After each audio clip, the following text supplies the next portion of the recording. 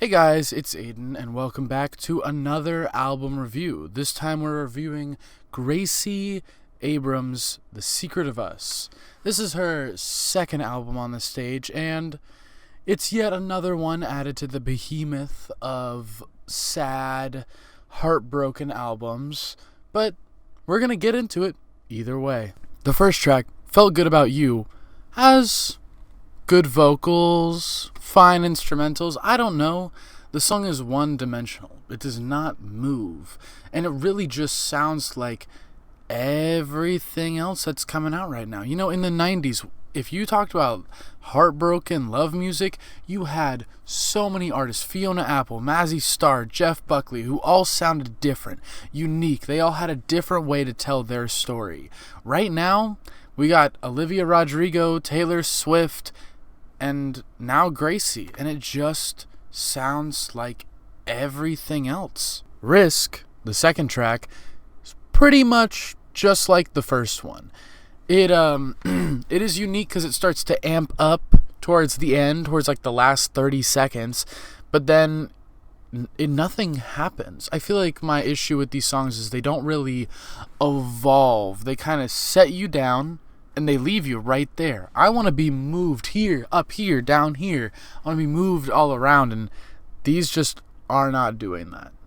The third track, Blowing Smoke, it's nice. This is the first one on the album that I have been enjoying, that I really thought was catchy. I would probably listen to it again. The vocals are nice.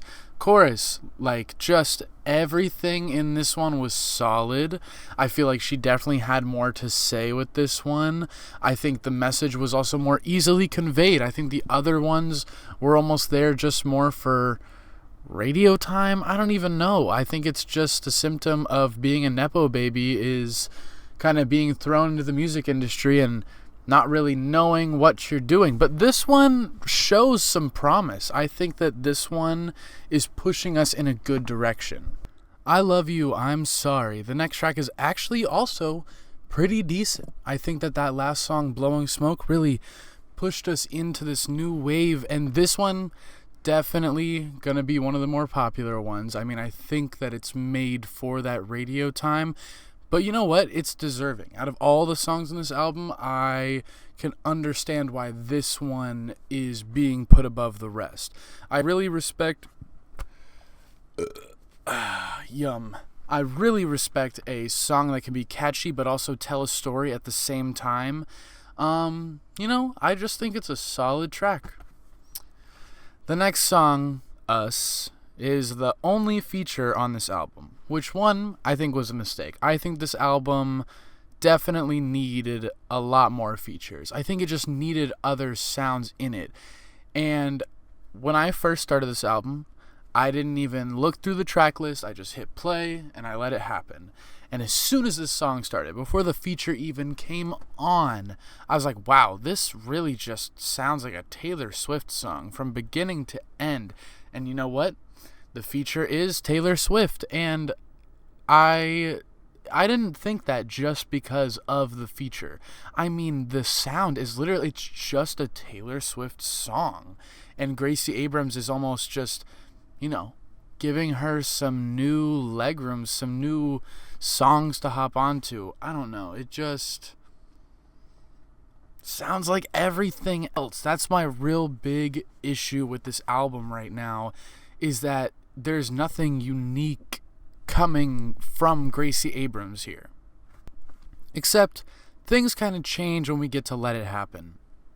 I think that this one is definitely the most solid emotionally and lyrically. A lot of the other songs are just trying to tell me something, but this one feels like it's trying to make me feel something. It's trying to let me know what she is going through, and I like that. I think that this is probably the strongest song on the album. I think that just each piece of it works well to fit together as a whole, unlike some of the other songs where the vocals may sound good but the instrumental just doesn't do anything. I think that this one, my favorite on the album. Tough Love is the first real tempo track on this album. And honestly, it sounds good. I feel like for a summer release, this feels like a windows down, driving with your friends kind of song. I think it works really well. I think that this fits Gracie's vibe. I think that she could have taken more steps like this one, but I understand her wanting to pull it back, having those slow songs, those more emotionally raw songs. I get it, but this one is just enjoyable. I think that it just pulls you in and you want to listen to it again. Yeah. But then we slow right back down with I Knew It, I Know You. There's a couple of those names on this album that I just don't get, but it's slow.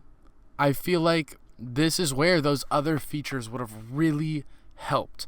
I think that this song sounds good, but Gracie's just alone. I think that if she had a Bon Iver kind of feature on there, it really would have helped just the song as a whole. I think the album just needs more voices. It needs more input. People being like, hey, what if you try going in this direction? What if you try going in this direction?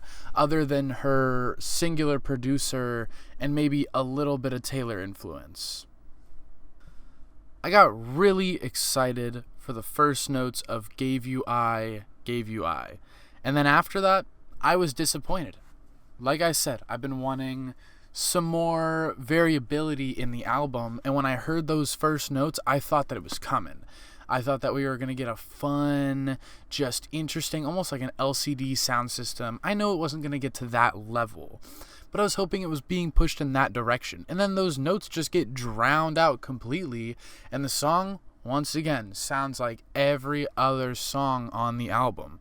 Like there's nothing unique about this song or the last one, and it's starting to give the user album fatigue. I think that they just, at least when I was listening to it, I just wanted to take a step back and listen to something else.